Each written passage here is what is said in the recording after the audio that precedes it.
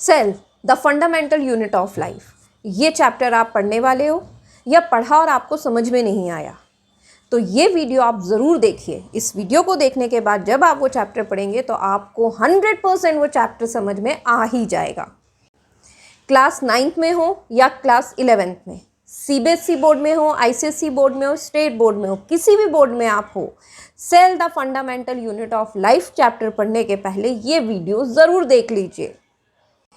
इस वीडियो में मैं आपको एक ब्रिज कॉन्सेप्ट पढ़ाऊंगी, कुछ ऐसी चीज़ें बताऊंगी जिससे आपको cell the fundamental unit of life वाला चैप्टर पढ़ने में बहुत मदद मिलेगी और आपको बहुत ही आसानी से वो चैप्टर समझ में आ जाएगा। लेकिन उसके लिए इस वीडियो को शुरू से लेके एंड तक पूरा देखना होगा। तो आइए मेरे साथ शुरू किया जाए cell the fundamental unit of life के लिए एक ब्रिज कॉन्सेप्ट। आपको ये दिख रहा है, ये क्या है?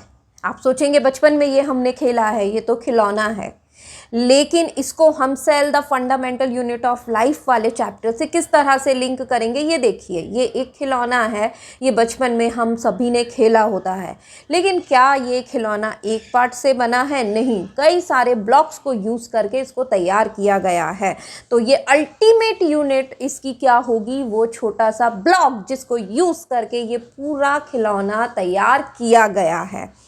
इसी तरह से ह्यूमन बॉडी होती है, ये हमें दिखती सिंगल पीस है, लेकिन it is not made up of single piece. ये कई सारी छोटी छोटी यूनिट्स से मिलकर बना है और उसी यूनिट को हम कहते हैं सेल। लेकिन ये सेल, सारे लिविंग ऑर्गेनिजम्स इसी सेल से बने होते हैं, सिर्फ हम ह्यूमन्स इस सेल से नहीं बने होते। तो क्या सारे लिविंग ऑर्गेनिजम्स की सेल्स एक जैसी होती है या अलग अलग? तो यहाँ पे बेसिक दो टाइप्स के सेल समझ लीजिए। एक सेल हम जिसे बोल सकते हैं सिंपल भाषा में अनडेवलप्ड सेल होती है, और दूसरी जो सेल होती है जो डेवलप्ड सेल होती है।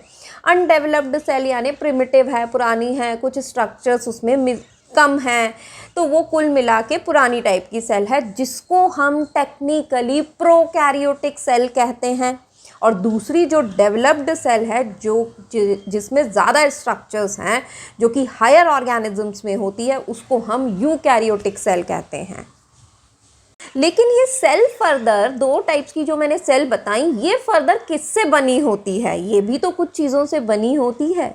तो वही चीज़ें कि ये सेल्स चाहे प्रोकैरियोटिक हो चाहे यूकैरियोटिक हो, ये फर्दर कैसी दिखती हैं, क्या स्ट्रक्चर्स इनमें होते हैं, उसी के बारे में इस चैप्टर में हमको पढ़ाया जाएगा। कैसे साइंटिस्ट, अलग अलग साइंटिस्ट के कॉन्ट्रीब्यूशंस रहे ये जानने में कि सेल से ह्यूमंस मतलब लिविंग ऑर्गेनिजम्स बने हैं, सेल्स में कौन से स्ट्रक्चर्स हैं, क्या काम करते हैं। तो इस बेसिस पे बहुत सारे साइंटिस्ट ने अपने अपने कॉन्ट्रीब्यूशंस दिए, तो उसमें से जो इम्पोर्टेंट साइंटिस्ट हैं वो आपको पढ़ाया जाएगा इस चैप्टर में, प्लस प्रोकैरियोटिक सेल के स्ट्रक्चर पढ़ाए जाएंगे, प्लस यूकैरियोटिक सेल के स्ट्रक्चर्स पढ़ाए जाएंगे कि वो किस सेल से बनी हैं। तो होप अब आपको ये समझ आ जाएगा कि इस चैप्टर में हम क्या पढ़ने जा रहे हैं। तो what we are going to study in this chapter, prokaryotic cells and eukaryotic cells. बस एक एक करके प्रोकैरियोटिक सेल के स्ट्रक्चर्स पढ़ने हैं, एक एक करके यूकैरियोटिक सेल्स के स्ट्रक्चर्स पढ़ने हैं, और उसके बाद ये चैप्टर फटाफट समझ आ जाएगा और यूं ही याद भी हो जाएगा। अगर आपको मेरा वीडियो पसंद आया तो प्लीज़ इसको लाइक कीजिए, शेयर कीजिए और मेरे चैनल को सब्सक्राइब कीजिए। आपके कोई भी डाउट्स हो कमेंट सेक्शन में कमेंट करके मुझे आप पूछ सकते हो।